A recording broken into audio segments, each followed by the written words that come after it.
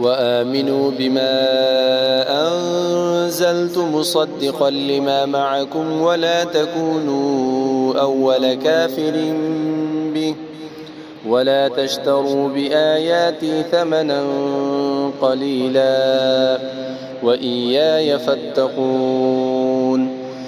ولا تلبسوا الحق بالباطل وتكتموا الحق وأنتم تعلمون وأقيموا الصلاة وآتوا الزكاة واركعوا مع الراكعين أتأمرون الناس بالبر وتنسون أنفسكم وأنتم تتلون الكتاب أفلا تعقلون واستعينوا بالصبر والصلاة إنها لكبيرة إلا على الخاشعين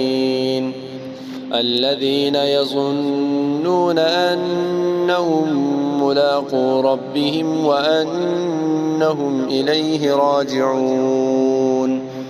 يا بني إسرائيل اذكروا نعمتي التي أنعمت عليكم وأني فضلتكم على العالمين واتقوا يوما لا تجزي نفس عن نفس شيئا ولا يقبل منها شفاعة ولا يؤخذ منها عدل ولا هم ينصرون وإذ نجيناكم من آل فرعون يسومونكم سوء العذاب يذبحون أبناءكم ويستحيون نساءكم وفي ذلكم بلاء من ربكم عظيم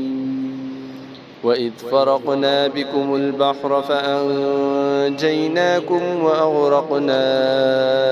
آل فرعون وأنتم تنظرون